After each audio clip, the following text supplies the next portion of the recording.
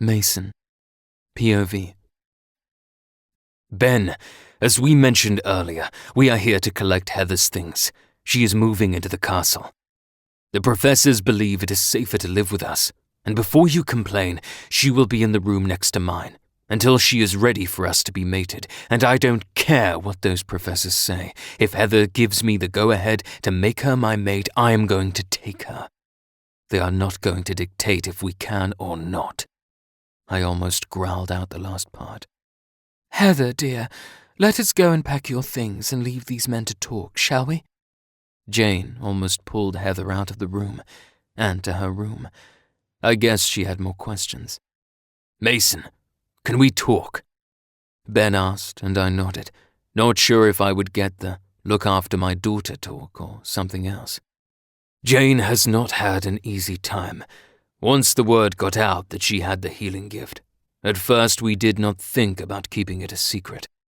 In the end, the Alpha had to take things into his own hands and order people to leave us alone. People were approaching her for almost every little cut and scrap on their youngster instead of the normal process of going to the hospital and getting advice or treatment there. One rogue attack almost crippled her, as every woman came to Jane to come heal their mate all hours of the day and night. It was an awful time. I'm telling you this, so you will be aware that when others learn of her gift, they will start hounding her. It is a good thing you are taking her to the castle, as many won't be game enough to approach the castle when the local hospital can cope just fine. But when out and about, you think being mobbed by a woman because of your playboy ways was bad? Wait till the desperate want her to come heal their youngster, because they have no wolf to heal them quicker, or when time would do the trick just fine, or if a rogue attack or bar fight had caused severe injury. They will try and mob her and drag her to come heal their loved one. Keep her guarded at all times, because it is not always to cause her harm. He finished with a sad look in his eyes, as if he was remembering a time or two from the past, when Jane was mobbed or dragged to heal someone. I will do my best. Thank you for telling me. I would not have thought of people trying to grab Heather for other reasons. I'm not sure how Heather would react if someone came begging for her to come and heal a mate or loved one. She has a tender heart, and though she tries to show she is tough, I know, deep down she is too caring for others. I have seen it when we have been to places where those close to her are. She has shown me a different side to her when in her comfort zone. If someone approached her, I am sure she would just go with them to try and heal someone. Yet that person may have nefarious intent and healing not one of them. She is so innocent in many ways. I smile knowingly at Ben as he too nods his head in agreement. We can only watch and wait, but I guess we have done all we can to prepare her for her future. Though finding you as her mate was not what we had expected or planned for, we were hoping one in our own pack would be her mate. Then we could be here for her and guide her through her early years as a mated woman. Now I feel we are losing our little girl to who knows what future.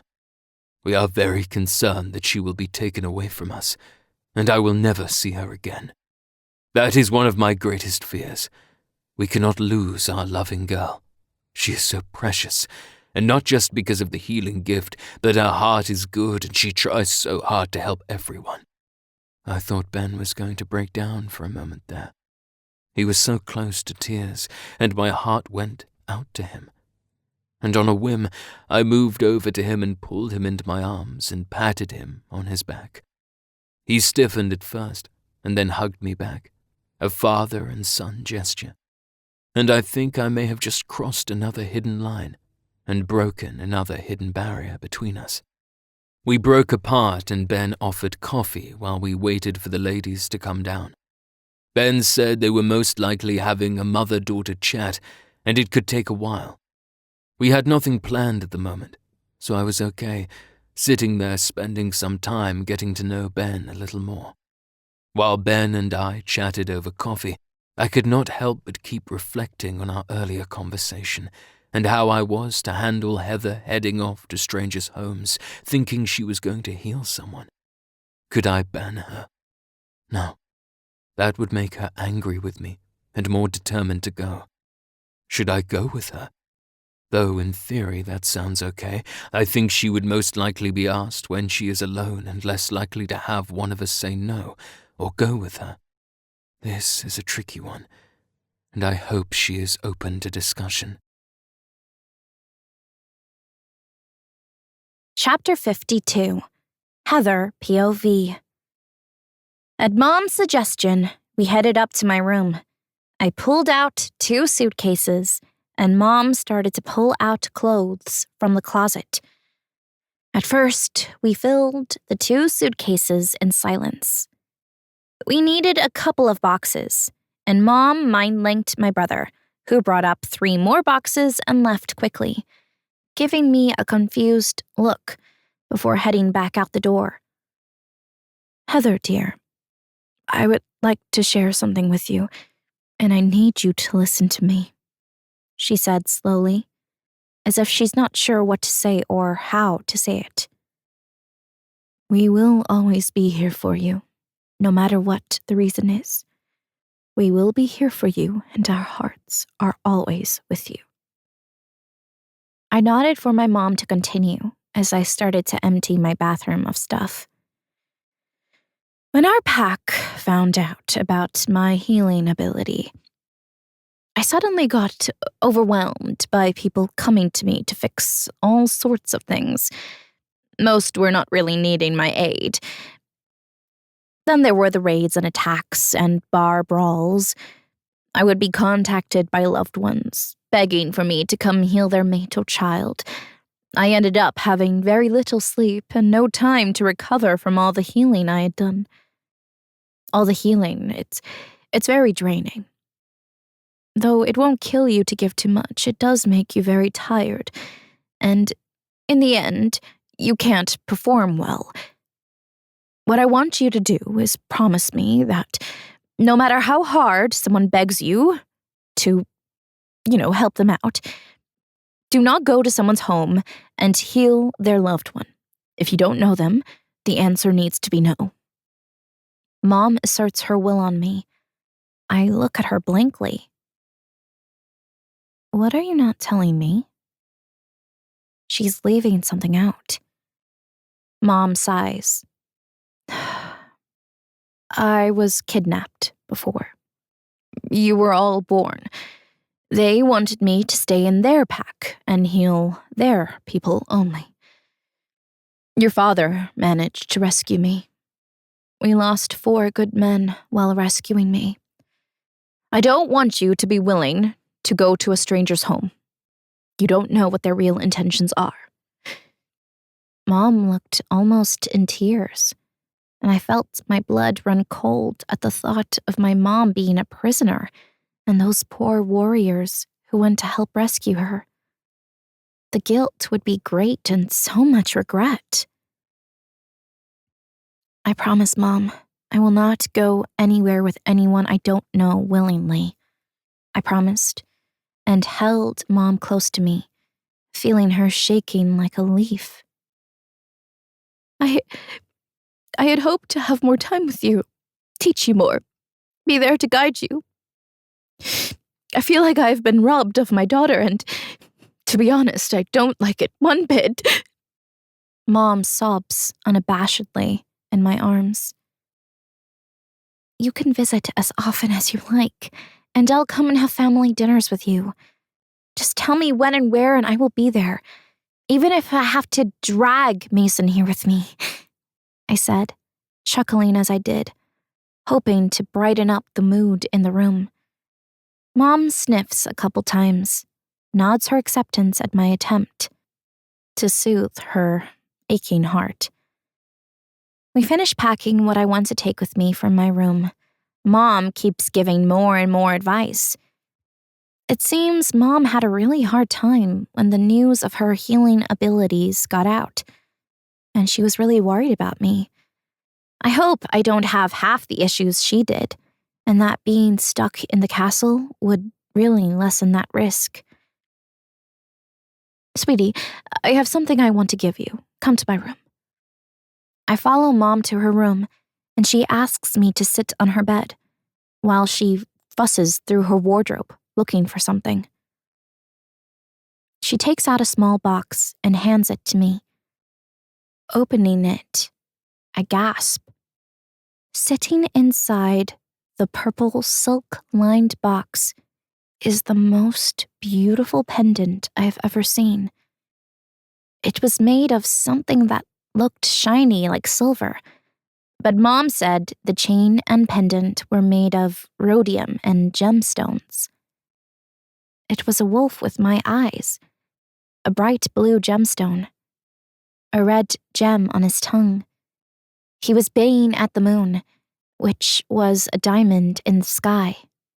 It was so very beautiful.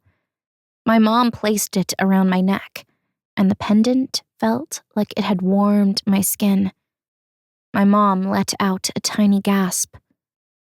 Looking up suddenly at Mom, I asked, "What's wrong? Should I take it off?" Confused why my mom gasped at my wearing it. No, don't take it off. I was handed this by my mother. She placed it around my neck, but it never gave off a glow like that, like it did when I placed it around your neck.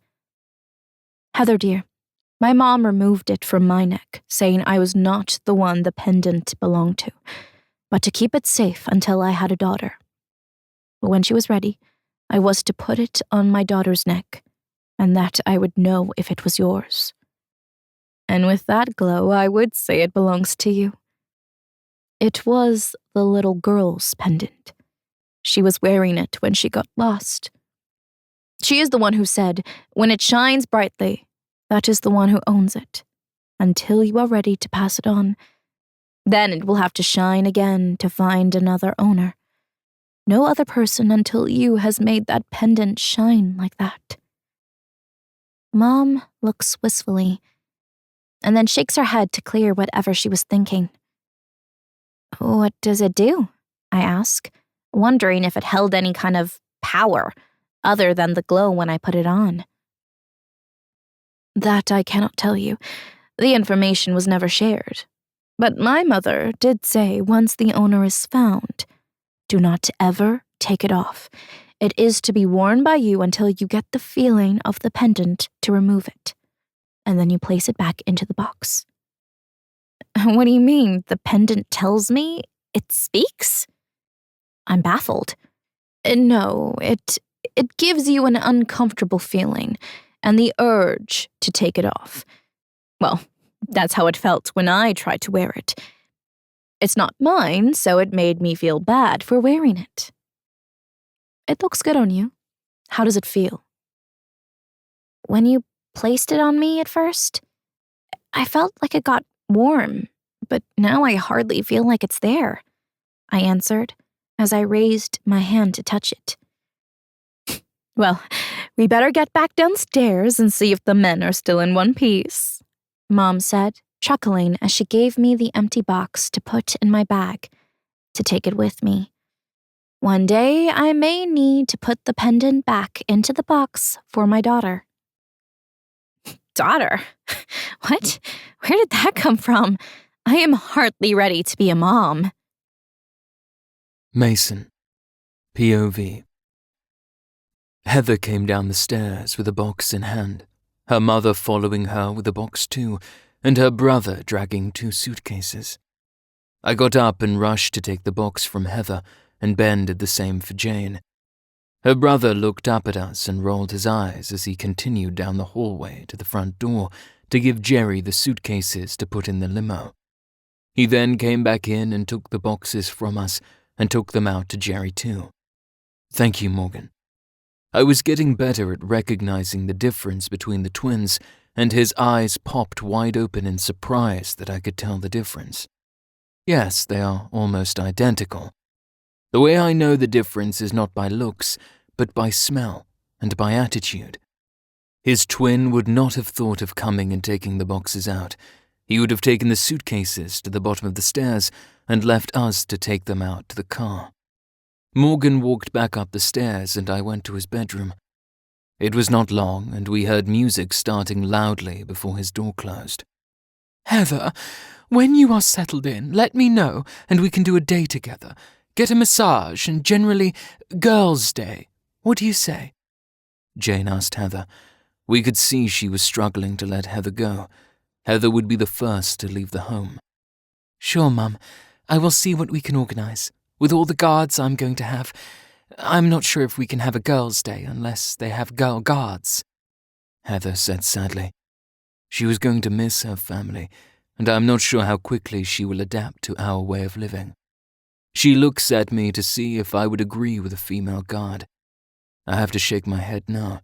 We do not have any on staff. Maybe it would be something I can talk to David about. He may have tried them in the past and found them not suitable. We talked for about another half hour, and then Heather stood and gave her mum a hug, and then her dad. I did not even need to start hinting it was time to leave. The day had flown by, and she needed to get her stuff into her room and sorted before dinner, and I'm not sure she wanted to join the family. Maybe we can organize a tray and have a nice night together. Jerry looked relieved when we came out of the house. It must have been hard for him to be sitting there waiting and not knowing what was happening. And then to get the 2 suitcases and boxes put in the trunk, it may have surprised him and made him even more curious. Hey, Jerry, sorry we took so long. Mum wanted to chat a little longer.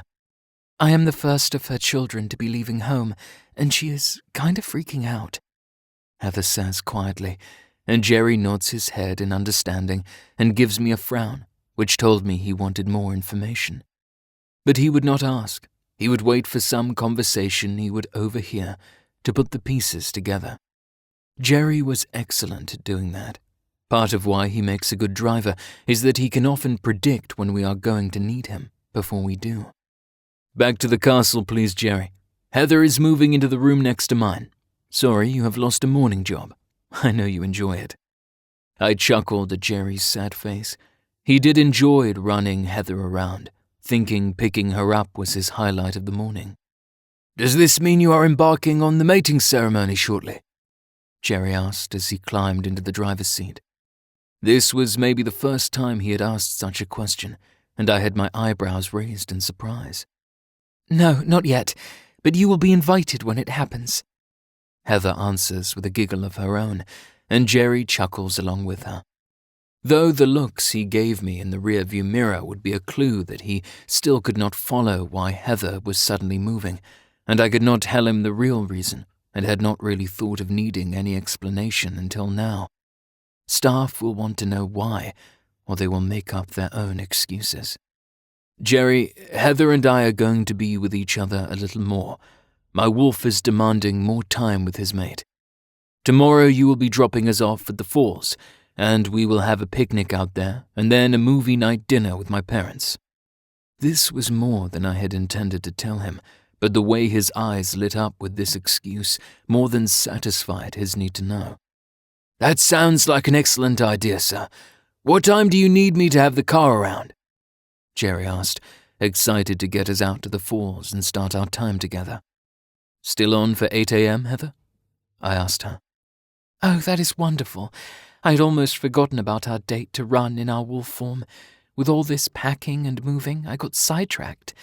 Yeah, 8 sounds perfect, Heather says, looking at me with appreciation.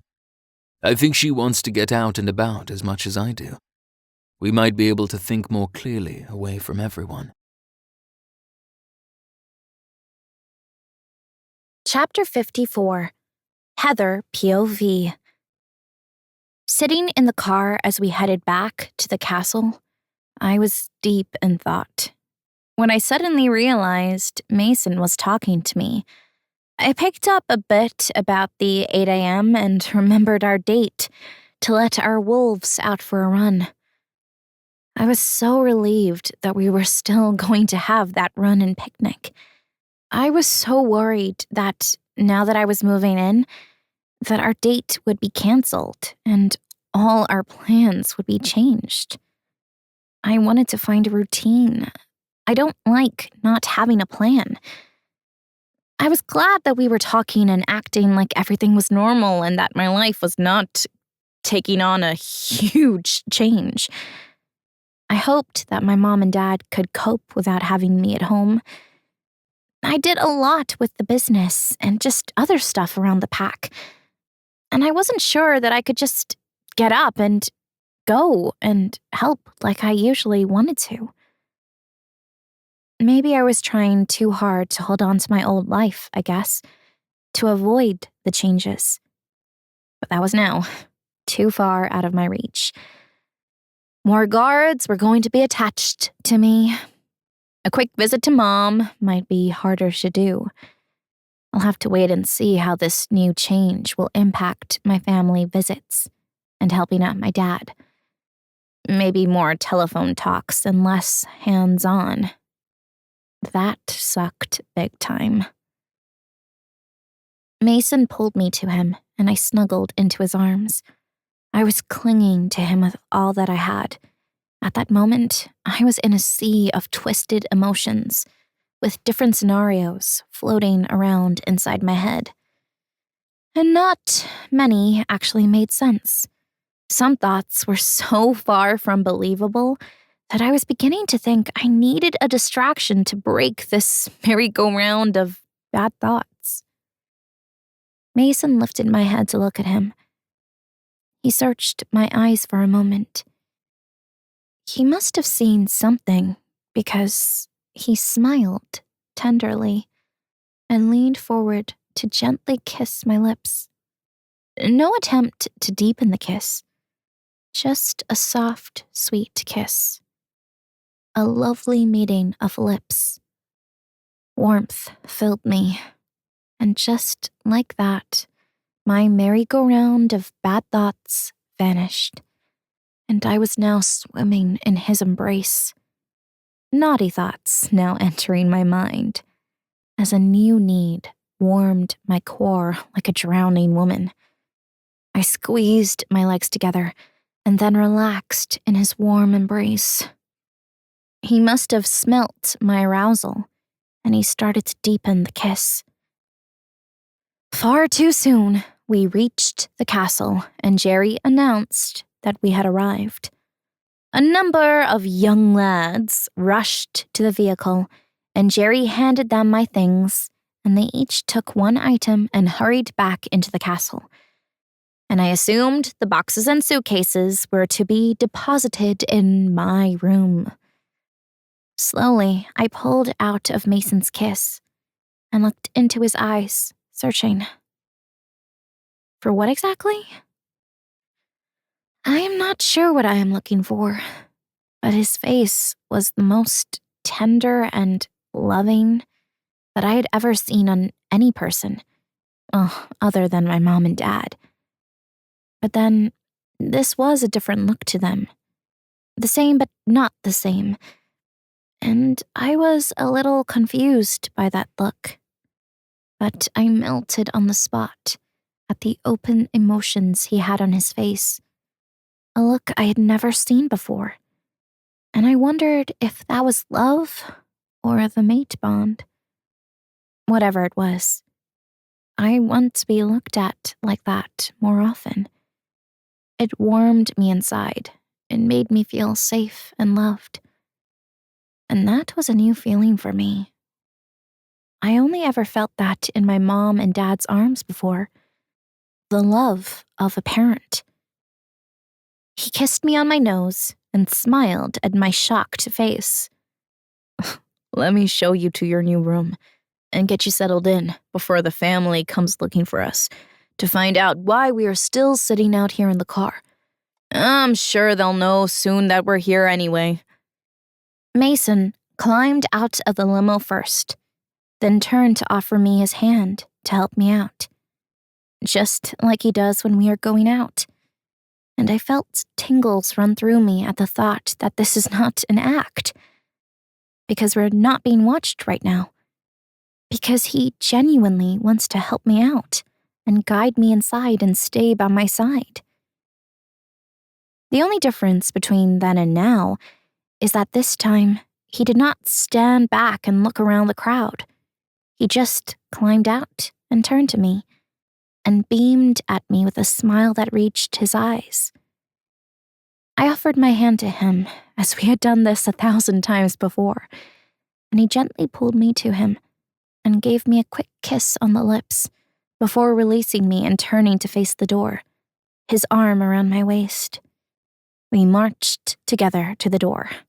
At the entrance, a long line of staff that trailed all the way to the stairs stood to attention in their finest clothes, as if they had washed and pressed them to look their best, to be presented to some visiting dignitary. I had seen this at the pack house when we had a special visit from the Alpha, but never for me. To say I was shocked is an understatement. It took all I had not to let my mouth drop open in shock and to keep the soft smile on my face. Mason stopped before each staff member and introduced them to me. And I received another shock, that Mason actually knew the names of all the staff members. I had underestimated Mason. Had I thought so lowly of him? Thinking of him as a playboy would mean he had little time for others. But this clearly showed how wrong I had judged him. And a small amount of guilt floated over me before I kicked it out of my head and greeted each person with a smile and a kind hello to the first few, as I was informed who they were and what area they supervised in, the group of staff, and whatever part of the castle they maintained. What shocked me as I finished with the first few people was to find Gary, with his broad smile and twinkling eyes, waiting next in line. He was the head of the fleet service, allocating who was on duty with whom and making sure the drivers had the right training and what vehicle might need maintenance and cleaning, and other stuff that involved having a well-maintained vehicle and staff for the whole castle. I broke protocol and stepped forward to give him a hug, which he happily returned with a chuckle. I heard a cough behind me and turned to see a smiling Mason shaking his head at my display of affection in front of the waiting staff members. I'm sure Jerry is going to be quizzed about what was happening and my sudden arrival. The gossip around the castle will be busy tonight. Chapter 56. Heather, POV. The room was amazing. It was more like a suite, like the ones you would get when you have a penthouse suite in one of our family motels. A place I've only ever cleaned, never slept in. Now I have one all to myself. But I don't think I will ever be able to fill all the walk-in wardrobe space. But I do love the bathroom the most. That triple shower head and the huge bath to lay down in. It just keeps calling to me to use them. The whole room was in soft blues and purples, very tastefully done. And I wondered who had used this room before I was given it. Maybe high-level guests? But this was the king and family floor. That could not be it. Could they bring friends to this level? I guess I will learn more about castle etiquette soon. Mason left me to do what I needed to do with the boxes and promised to come back and that we would do something to eat. He would show me more of the castle that I was not privy to before. These boxes had photos and other personal stuff that I could display myself, plus a few things that my mom put in there. I had yet to investigate. I put the family photos on the desk, my toiletries in the bathroom, books on the shelf, and filled the drawers with pens and other stationery that I loved. Some were gifts from friends, and I loved using them. I'm sad every time one runs out and I have to throw it away. I'm a softie, I guess. But I would have way too much in my drawers if I kept all the empty ones. Job done. I looked around my new abode and felt a little sad. Why? My life has taken so many big turns so fast. My wolf is happy. She gets to see her mate every day now. But for some reason, I feel like I'm losing control over my life. Direction over my life. A knock on the door breaks me from my reverie. I was heading down a negative track and was glad the knock on the door stopped me from spiraling down in that direction. I am not a negative person, so to find myself feeling sorry for myself and losing focus, that's not me.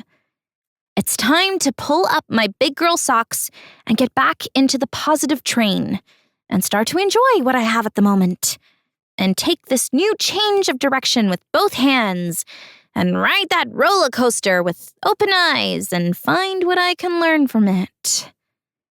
I guess I need another lesson in life. I believed that every change in direction had a purpose and a reason behind it. I just have to be open and listen to what that change is trying to tell me. Mason's head popped through the door. Heather, are you finished? Mason pushed the door further open and stepped inside. He was dressed as if he was about to go out, and I wondered what was going on. He said he was going to spend the night with me and show me around. My confusion must have shown, because he broke out into a chuckle. These are my usual clothes when we're about to have dinner. But you said we don't need to dress for dinner, I complained, pouting. He chuckled at my pouting face. You don't need to dress up, but my mother expects me to be like this for dinner. If we have special guests, you'll see the difference. He grinned at me, waiting for me to say or do something. He looked like he was not sure what to do now, whether to push me out the door with him, or who knows. He looked so unsure. Give me 5 minutes to change, please. I pushed him back out the door, and he chuckled all the way out, and put up little resistance as he went, which made me chuckle along with him. I chose a soft lilac dress. It's not formal, but I hoped it would be good enough for the family dinner. I would see what the rest of the family was wearing and adjust accordingly. Mason was back at the door in exactly 5 minutes, and that had me chuckling as I opened the door when he knocked. His face bloomed with surprise at my attire, and he gave a slow whistle. Turn around, he asked in almost a whisper, his eyes glued to me like a hungry wolf. And that was what he was. I could see his wolf trying to push through. His eyes kept turning back and forth between him and his wolf. I slowly turned around, showing the backless dress, and a wicked growl came from him. I felt his fingers slowly and gently run down my back, sending warm and tingly feelings all over. Gently, he grasped me by my shoulders and pressed sweet kisses on my neck a few times before turning me around to face him. The look in his eyes nearly made me swoon. He really has so much love for me already. Let's go, before I do something I'll regret, he said softly and pulled me to him. He gave me a light kiss on the lips before guiding me out the room. As we entered the dining room, I was greeted by his brothers, all still unmated, each grinning at Mason and then back at me. A low growl came from behind me, and a soft whisper of mine came from Mason's mouth. He leaned down to me, placing a kiss on my cheek, telling his brothers to back off. I chuckled at his behavior. So endearing. Come sit near me. I wish to speak with you. The queen motioned to some vacant chairs near her, and Mason's hand touched my back gently as he guided me to the chairs. The touch sent shivers down my core. I blushed slightly at the thought of my arousal, being smelt in this room. I did not need to get such a reaction to his touch. Mason, POV. When I entered Heather's room and I nearly embarrassed myself, I have not reacted that quickly or strongly since my puberty days, when controlling unexpected erections occurred constantly and loose clothing became my fashion until I learned to control myself a little better. But Heather surprised me. That dress was torture, and when I asked her to turn around slowly and I got to see her bare back, that meant she had no bra on and those lovely breasts falling free. I wanted to sneak my hand into her dress and fondle them and pull them out of her dress and suckle on them. But those ideas were not really an option at the moment. With us about to head downstairs for a meal and be with family, my wolf tried to push himself forward and tried to take over. He wanted to taste his mate. He was getting more and more pushy lately. He did not understand why we had not yet at least marked her as ours, so others knew she was taken. To get control of myself and to appease my wolf, I grabbed her shoulders and started to kiss her neck, giving my wolf the opportunity to come forward and join me. I kept control. I told him if he tried anything, I would push him back and not let him run with her tomorrow. He sadly agreed to my condition and grumbled something I did not quite get, as I was too far gone in my lust for my mate.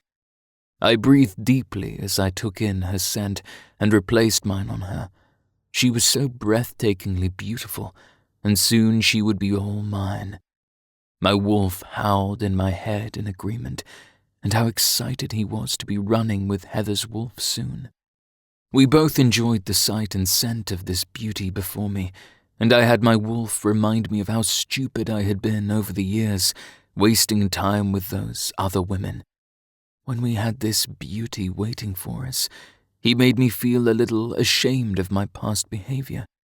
Those playboy ways are definitely gone now. I would not want to hurt my mate. I am so captivated by her. I understand my brother's reactions now.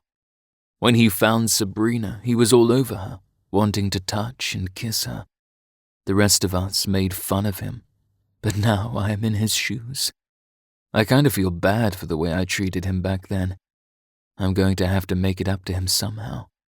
Maybe we can do a double date or do something for the four of us when Sabrina is feeling better. She has not managed very well with this pregnancy, and she still had a couple of months to go. Having let my thoughts drift away from Heather and my previous behavior helped me get my hard erection back under control, and I felt that it was now safe to walk her down the stairs without the first thing they see when we walk into the dining hall is the bulge in my pants. I turned her around and gave her a sweet kiss before guiding her down the stairs and into the dining hall. My brother's reactions to Heather's attire made my wolf come forward and growl at them to back off. This she-wolf was mine. I wondered briefly if this would be an ongoing issue until I had marked and mated Heather. I hoped not. It would get tiring to keep fighting every male that looked appreciatively at my mate. Mum saved me from saying anything by asking Heather to sit by her side. We sat beside my mother and she immediately started to talk to Heather, asking her if she was all settled in and if her mother and father accepted the move. I chuckled softly. Heather looked overwhelmed by all the questions she had thrown at her and not giving her a chance to answer when Mother sent another flurry of more questions. I loaded a plate of food for Heather and placed it before her, knowing she might not have a moment to even look at the table to peruse the food, let alone choose what she wanted. Mother was demanding all her attention at the moment, and it made me chuckle at Mum's actions. "Thank you," Heather whispered back between Mother's next lot of questions. Heather tried to put food in her mouth, but she barely had time to eat, with Mother wanting answers to her questions. Just then, Harold and Sabrina entered the dining hall, and all conversation stopped and we turned to look at the couple. Sabrina seemed to be paler than the last time I had seen her, and her belly was bigger. She was finding it difficult to walk just a few steps. Heather gave a small gasp at the sight of Sabrina, who struggled to move into the room, and for a moment I thought Sabrina was going to turn around and return to her own room. When Sabrina made it into the nearest chair, Harold rushed to sit beside her and quickly put some food on a plate, not nearly enough to call it a meal. And I saw Sabrina frown at the amount on her plate and looked about the table as if looking for something in particular. Not seeing it, she sighed and picked up her fork. The table went back to their conversation, trying not to look at Sabrina and her struggle. What Heather did next had the whole table staring at her in shock. Silence filled the room, and no one was game to breathe for a moment or two, as what happened sunk in. Little plate you have, but a decent meal, please. You have a baby to feed. Oh, before I forget, do you want to know the sex of your baby? I begged her to eat and grinned when I offered to say what the baby's sex was, and Harold and Sabrina both chuckled at this. You can tell? Yes, please, I would love to know. I have a feeling, but with all of the sickness, I had my doubts, Sabrina said with a hopeful smile. Harold? He nodded. You're having a healthy little boy, I said with confidence. Yes, Harold said with a fist pump in the air, and Sabrina glowed with happiness. When I turned to go back to my seat, I stopped short and looked around the table, at everyone in the room staring at me. I sighed. That was why my mom always did it in private. The look of shock and wonder from them was not a surprise to me, but not wanted all the same.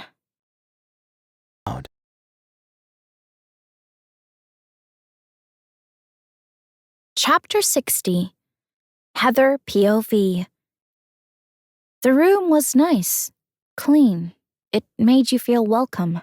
Soft tones of blues and greens. Common theme in this castle, but it suited Sabrina. She gave off a warm feeling. I guess it's because she will one day be queen, and the current queen gives those sort of feelings too. There's no smell of sickness in this room. The sickness that Sabrina had been suffering. I called Sky to come forward and take over for a while.